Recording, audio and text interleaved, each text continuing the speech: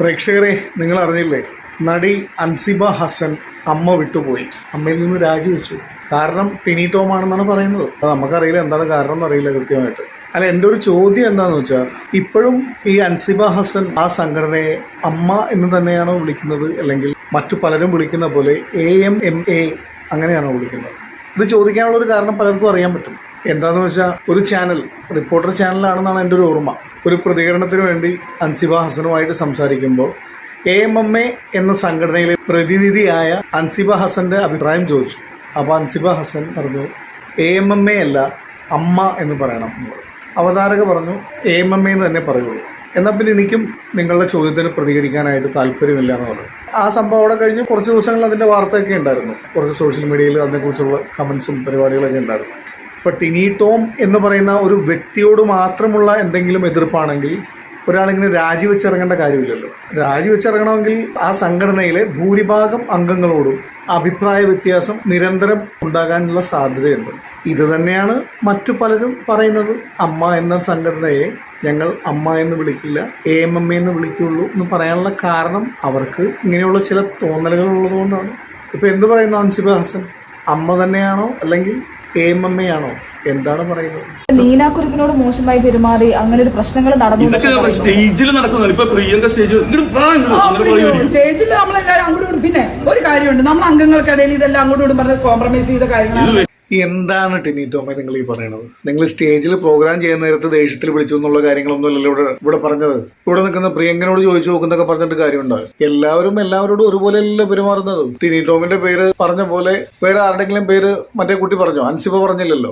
അപ്പൊ നിങ്ങൾ തമ്മിലുള്ള പ്രശ്നം നിങ്ങൾ തമ്മിലാണ്. അതിനിടയിൽ വേറെ ആളെ വിളിച്ചിട്ട് ഞാൻ നിങ്ങൾ എന്തെങ്കിലും ചെയ്യുമെന്ന് ചോദിച്ചിട്ട് അയാളുടെ മറുപടി കേട്ടിട്ട് കാര്യമില്ലല്ലോ. പിന്നെ നീനാക്കുറുപ്പിന്റെ കാര്യം, അവരെ കണ്ടാൽ ചെറുപ്പമാണെങ്കിലും അവര് നിങ്ങളെക്കാളും കുറച്ച് പ്രായം കൂടുതലുള്ള ആളാണ്. പിന്നെ അവരൊരു കലാകാരിയാണ്. ഈ കലാകാരിയാണെന്ന് പറഞ്ഞപ്പോൾ ഇങ്ങനെ പറയാനുള്ള കാരണം, ഒരു സംവിധായകൻ, അയാൾ നടനുമാണ്, നിർമ്മാതാവുമാണ്. പുള്ളിയുടെ ഒരു സ്റ്റേറ്റ്മെന്റ് കണ്ടിരുന്നു, ടിനി ഒരു കലാകാരനല്ല എന്നുള്ള സത്യം ഞങ്ങൾ മനസ്സിലാക്കിയ പോലെ മറ്റു പലരും മനസ്സിലാക്കിക്കൊണ്ടിരിക്കുന്നു എന്നൊക്കെ പറഞ്ഞിട്ട്. അപ്പൊ പലരും തമാശയിൽ കൂടി ഇങ്ങനെ പുള്ളിനെ കളിയാക്കാറുണ്ടല്ലോ ടിനി ടോമിനെ. മിമിക്രിയുടെ കാര്യത്തിൽ ചിലർ പറയും നമുക്ക് കഴിവ് മാത്രം പോരാ, ഭാഗ്യം കൂടി വേണം രക്ഷപ്പെടാൻ എന്ന് പറയും. ടിനി ടോമിനെ സംബന്ധിച്ച് എനിക്ക് തോന്നിയിട്ടുള്ള ഒരു കാര്യം, ഭയങ്കര ഭാഗ്യമുള്ള ഒരാളാണ്. അല്ലെങ്കിൽ ഈ ഒരു കാലിബർ വെച്ചിട്ട്, കഴിവ് വെച്ചിട്ട് ഇങ്ങനെ ഒരു അവസ്ഥയിലേക്ക് എത്താൻ സാധ്യത കുറവാണല്ലോ. ഭാഗ്യം, ഭയങ്കര ഭാഗ്യമാണ്. പിന്നെ പലരും പറയും പുള്ളിയുടെ അഹങ്കാരം, ഓരോരുത്തർ അനുഭവം പറയാറുണ്ട്. അത് അവർക്ക് നേരിട്ട് അനുഭവപ്പെട്ട കാര്യമായിരിക്കും. അത് പിന്നെ ചിലരുടെ ഒരു ആറ്റിറ്റ്യൂഡാകാം. നീനാക്കുറുപ്പ് എന്ന് പറയുന്ന ഒരു ആക്ട്രസ് ഒരുപാട് വർഷം മുമ്പ് സിനിമയിൽ വരികയും ടെലിവിഷൻ ഇൻഡസ്ട്രിയിൽ നിറഞ്ഞു നിൽക്കുകയൊക്കെ ചെയ്തിട്ടുള്ള ഒരു നടിയാണ്. നമ്മളെ കായിക ശേഷി ഭയങ്കരമാണെന്ന് കരുതി കായിക ശേഷി ഇല്ലാത്ത ആൾക്കാരെ നമ്മൾ വെല്ലുവിളിക്കുക, തെറി പറയുക എന്നൊക്കെ പറഞ്ഞാൽ അതൊക്കെ ഒരു കലാകാരനെ യോജിച്ചൊരു കാര്യമല്ലല്ലോ. അതൊക്കെ കൊണ്ട് തന്നെയാണ് കലാകാരനല്ല എന്ന് പറയുന്നത്. എനിക്ക് പിന്നെ ഈ പ്രിയങ്ക പറഞ്ഞ കാര്യത്തിൽ മുമ്പ് ഈ പുരുഷന്മാരെ സപ്പോർട്ട് ചെയ്ത്, അതായത് സ്ത്രീകൾ ഒരുപാട് ഇല്ലാത്ത കേസുകൾ പുരുഷന്മാർക്കെതിരെ പറയുമ്പോൾ പുരുഷന്മാരെ സപ്പോർട്ട് ചെയ്ത് സംസാരിച്ചിട്ടുള്ള ഒരാളാണ് പ്രിയങ്ക. പക്ഷേ ഏത് സ്ത്രീ എന്ത് പറഞ്ഞാലും ഞാൻ പുരുഷനെ മാത്രമേ സപ്പോർട്ട് ചെയ്യൂ എന്നുള്ളൊരു മനോഭാവം ഉണ്ടെങ്കിൽ അത് ശരിയാവില്ലല്ലോ. ഒരു സംഭവം ഒരു സ്ഥലത്ത്, പ്രത്യേകിച്ച് ഒരു സംഘടനയിൽ നടക്കുമ്പോൾ എല്ലാവരെയും മൂടിക്കെട്ടാൻ പറ്റില്ലല്ലോ. അത് പലരും പുറത്ത് പറയുമല്ലോ. വേറൊരാള് അയാൾക്കൊരു ദുരനുഭവം ഉണ്ടാകുമ്പോൾ പൊട്ടിത്തെറിക്കുമ്പോഴായിരിക്കും ഇതിനു മുമ്പ് സംഭവിച്ച ഒരുപാട് കാര്യങ്ങൾ പലരും വെട്ടി തുറന്ന് പറയാം. എനിക്ക് തോന്നുന്നൊരു 10-30 വർഷത്തിന്റെ അടുത്തായി അമ്മ എന്ന സംഘടന രൂപീകരിച്ചിട്ട്.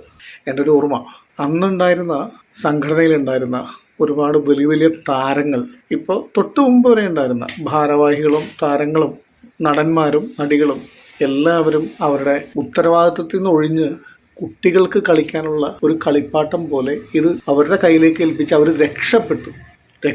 അവർ ഒരാൾ മാത്രമാണ് ഇപ്പം ഇങ്ങനെ ഒരു കംപ്ലൈൻ്റ് ആയിട്ട് വന്നത്. എത്രയോ പേർക്ക് ഉള്ളിൽ പ്രശ്നങ്ങളും വിഷമങ്ങളും ദുരനുഭവങ്ങളും പീഡനങ്ങളൊക്കെ ഉണ്ടോ ഇല്ലയെന്നൊന്നും നമുക്കറിയില്ല.